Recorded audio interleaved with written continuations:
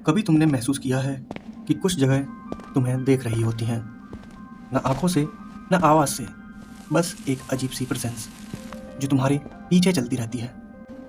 एक हल्की सी ठंडक, जैसे हवा में कुछ था जो तुम्हें समझ नहीं आता, पर दिमाग बार बार उसका ट्रेस ढूंढता है। और अजीब बात यह है, इंडिया में ऐसी जगहों की कोई कमी नहीं, लेकिन कुछ मंदिर सिर्फ मंदिर नहीं है, वो बिहेव करते हैं जैसे उनके अपने रूल्स हों।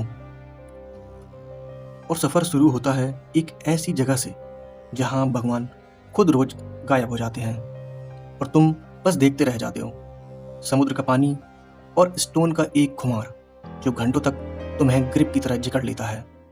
लोग कहते हैं ये टाइड का खेल है, पर फिर सवाल वही उठता है, क्यों सिर्फ ये मंदिर? नक्शा खोलो तो मिलता है स्तंभेश्वर महादेव टेम्पल, और जैसे ही पानी उसे ढक लेता है एक अजीब सा खालीपन रह जाता है, जैसे कुछ था ही नहीं वहाँ। और तुम्हारे दिमाग में ये खालीपन एक बेचैनी के जैसे सीधा अंदर घुस जाता है।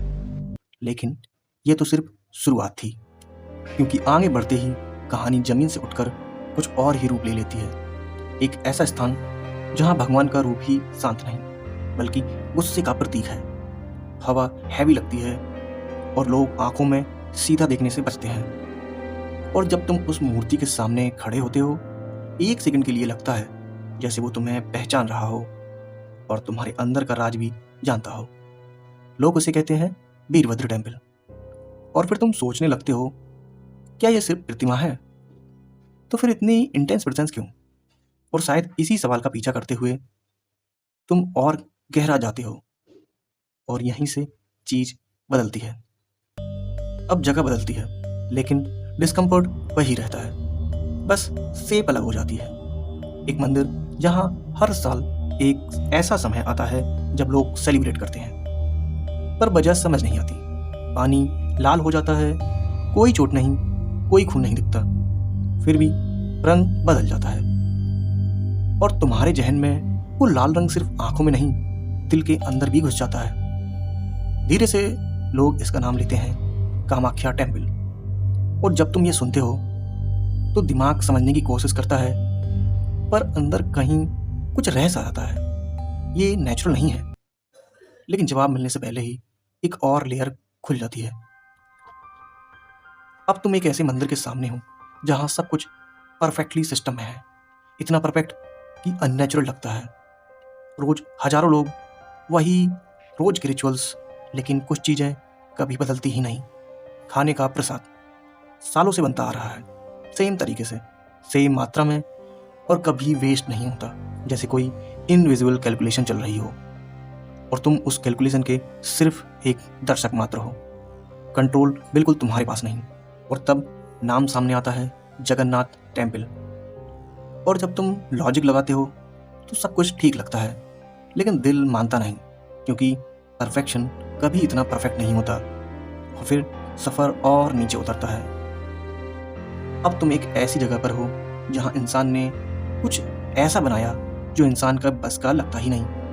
पहाड़ को काटकर ऊपर से नीचे तक एक ही पीस में एक पूरा मंदिर, न कोई ज्वाइंट न कोई क्रैक, जैसे किसी ने एक ही बार में सब कुछ बना दिया।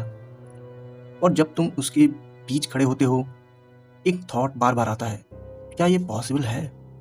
और फिर तुम समझ जाते हो, शायद कुछ भी पॉसिबल है, बस अगर किसी ने चाहा। और यहीं पर तुम समझते हो, ये है कैलासा टेम्पल एलोरा। और सबसे डिस्टर्बिंग बात ये नहीं कि ये कैसे बना, बल्कि ये है कि शायद हमें अब तक पता ही नहीं इसे किसने बनाया। और जैसे ही ये थॉट सेटल होता है, एक और दरवाजा खुलता है। अब जगह शांत है। बाहर से देखो तो सब नॉर्मल लगता है, लेकिन अंदर कुछ ऐसा है जो ऑफिशियली भी समझा नहीं गया। बंद कमरे, सील्ड वॉल्स, और एक दरवाजा जो कभी खोला नहीं गया। कहते हैं उस दरवाजे के पीछे कुछ ऐसा है जो खुलना नहीं चाहिए, क्योंकि उसे खोलने की कोशिश पहले भी हो चुकी है और तब से वो बंद ही है। लोग इस जगह को जानते हैं पद्मनाभ स्वामी टेम्पल से। और यहाँ खड़े होके तुम्हें पहली बार लगता है कि शायद कुछ चीज़ें जानना गलत होता है, लेकिन सफ़र यहीं ख़त्म नहीं होता। क्योंकि आखिरी जगह मंदिर कम एक बैटलफील्ड ज़्यादा लगती है। लोग आते हैं पर दर्शन के लिए नहीं, चीखने की आवाज़, हंसी जो नॉर्मल नहीं लगती, और लोग जो अपने कंट्रोल में नहीं होते।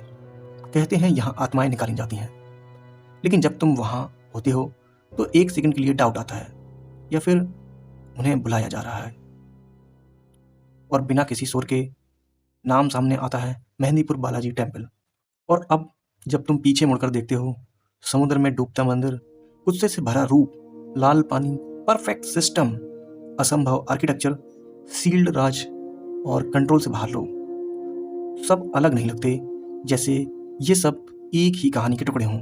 और सबसे अजीब बात, ये जगह वही है जहाँ लोग शांति ढूंढने जाते हैं। फिर भी कुछ लोग वापस आके कहते हैं वहाँ कुछ था जो मेरे साथ वापस आ गया है।